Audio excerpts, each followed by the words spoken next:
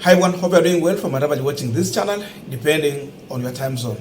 Now, yesterday, Mudavadi was addressing governors on the issue of economy and taxation within counties. And the big question was, how do you manage to collect taxes in counties without necessarily driving away investors from those counties?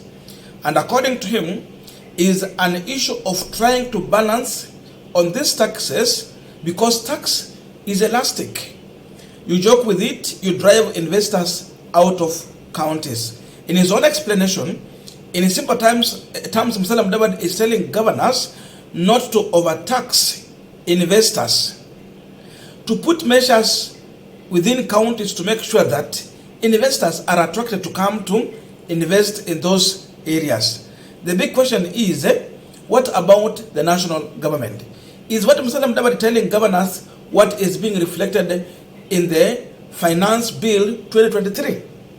Because then what is happening at National Assembly or in the executive should be a kind of reflection in counties. So first of all, listen to him shortly, and then from here we're going to continue with this discussion. How do you make your counties competitive? Taxation is elastic. You get to some place and it will snap. Honorable Simbarati has just given some examples of the tension we are going through and the debate that you're going through.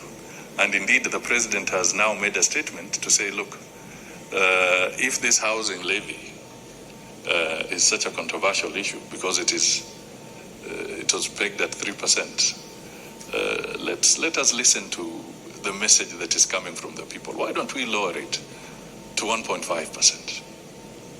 Because taxation is elastic. So you must manage it so that it doesn't snap. So as you enhance the revenue collection, what we must also figure out is what would you do as a researcher in this field or somebody who is supposed to deal with policy here, so that your city, whether it is Nairobi or whether it is Luanda in Angola or whether it is Addis Ababa, whatever, Cairo, how do you make sure that you are not taxing investors out of your city?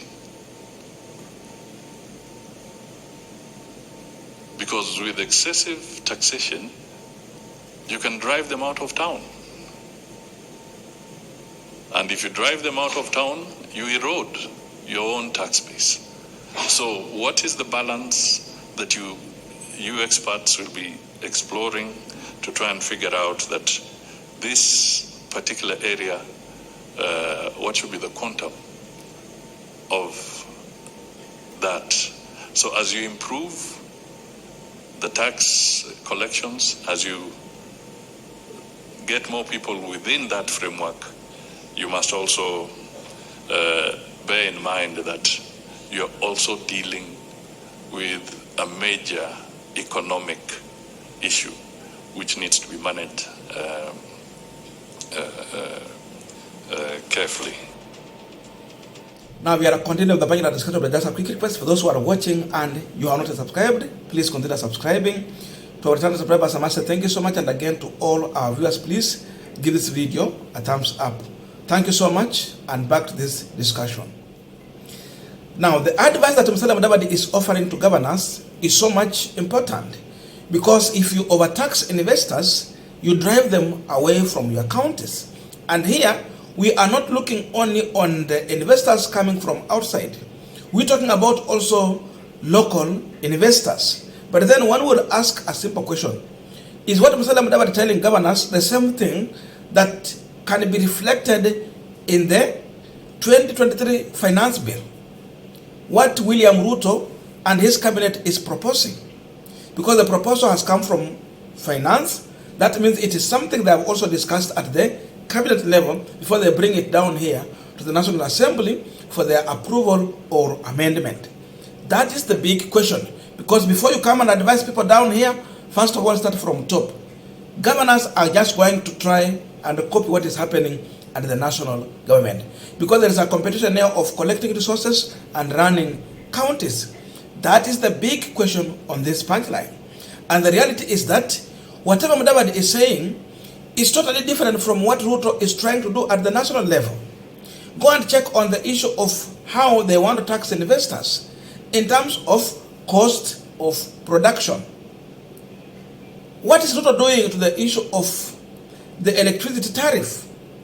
Is there any way he is making tariffs affordable to investors so that the cost of production is manageable, so that investors can come and do manufacturing and profit, and at the end of the time, the end consumer is not overburdened when it comes to affordability. That when you are producing or manufacturing a product, it is going to be affordable in the market. That means there is readily available market. But once we are overtaxing, it means the end consumer cannot afford, and therefore demand goes down. And when the demand goes down, it means production has also to go down. That's a big question. But if you check on this financial bill, the electricity tariffs are going to go high. Same thing, the issue of fuel. Fuel dictates the price in the market. You check on them, they are putting there 16%. What do you expect? Investors are going to use a lot of money when it comes to transportation of their goods and services from one point to another. That is going also to dictate the price of the commodity. So the end consumer also has to carry the burden, but to some extent they have to share with the investor. So if the market is not good, not conducive, what are you telling people? It is simple. Those investors are going to get out. And this explains the reason why most of Kenyans who fail to invest, they run to Tanzania and Uganda. Why is it that most of these people are not comfortable to invest here in Kenya? It's the same thing. So what Mudavadi should be answering is what Ruto is also trying to do to make sure that the local investors are not running away. And again, it's not killing those who are trying to upcome, the upcomers. And when I talk about the upcomers, we are talking about small, medium enterprise. Go and check on taxes Ruto is putting to the SMEs. It is actually means to kill those who are trying to create self-employment. When you go to salon and you tax all the beauty products, what are you telling the people who are running salon? Self-employment. The consumer cannot afford their services. And if they cannot afford, it means there is no market for them. And that means you are driving them out of business. When Moses could stand up and tell the Kinyozi people and those who are running kiosk that they will need to be paying 50,000 every year membership. Someone has put a business of maybe 100,000. Then you want them to pay 50,000 every year. What are you telling them? You are literally driving them out of business. We are talking about the issue of overtaxation or double taxation. Look here. Someone is running a business like Mama Mboga. Then she hands her money, and some of this money she takes to the chama. First of all, as she ran the business there in the Kibanda, Ruto has taxed her as long as she has managed to make a business of around 1,300 shillings. Ruto will tax, and after he has taxed, again he will go further to come and tax the chama. So the money Mama Mboga has got in her Kibanda, she takes to chama, and Ruto goes there again, he wants to tax that chama.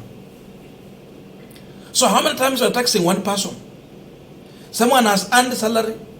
Some of the people are in the chama, those they take some money to the chama to grow the interest there. Ruto is want to follow that money. Pay as you earn, you finish with it. Then you come, someone has taken into chama. The same money you follow, you want to tax there.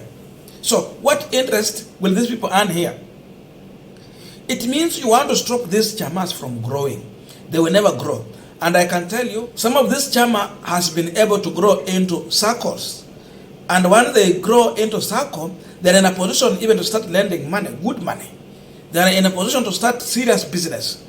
So if you are suffocating chamas, how do you expect people to grow into circles and become a money lending institution?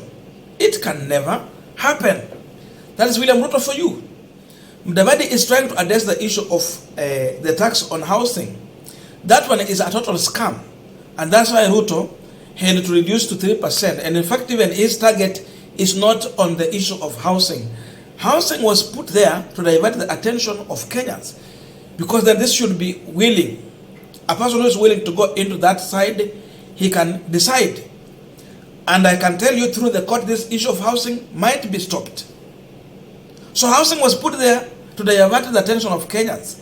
That's why Mudavadi is telling people here, look here, Ruto has reduced from 3% to 1.5%. No, there was an intention why they put it there. Because no one will stay in those houses. You look at it, it's a scam. They want to take your money. This is robbery. But they know it's going to fail. They want people to focus there, but they forget about other things in this bill. There is taxes on farm inputs. So farmers are going to pay heavily. From seed, fertilizer, those chemicals you use, you know, they are going to tax them heavily. So if you hear people saying that this William Ruto's finance bill is a drumload of poison, it is true. It's a drumload of poison. Because at the end of the day, Ruto want to achieve what Uhuru achieved in 10 years within 1 year. Ruto want to achieve what Kibaki achieved in 10 years within 1 year. And we did those videos. We explained exactly what Ruto is trying to do. And by overtaxing like this, pushing everyone to a corner, it means people are going to withdraw in business. Local investors are going to shift. And those who are trying to employ themselves, they will never. Because as they try to come up, you suppress them. As you continue to suppress them, they will die. The business will die. So you are actually throwing Kenyans into poverty. The poverty line is going to continue to grow. They will never emerge from poverty. So this bill is not inspiring confidence in investors. It is not something you can imagine that in Kenya you can thrive as an investor. No way. You cannot. Every time when you wake up, you see tax here, tax there, tax everywhere. Look on the issue of importation of mitumba and any other products here. Before, they were charging on kgs. Today, they have to remove all items. They charge you according to the quality. We are not against taxation. But as Mudavadi is saying, taxation should inspire confidence in investors to come and invest. This one of William Ruto is meant just to drive any investor out of the country because they want to milk everyone. When they see people, they see taxes. They don't see investor in people. They don't see a chance to employ Kenyans in the presence of investors who have interest in the Kenyan market. So before Mudavadi address governors, he has to address Ruto. And this message to me is for William Ruto, but not governors.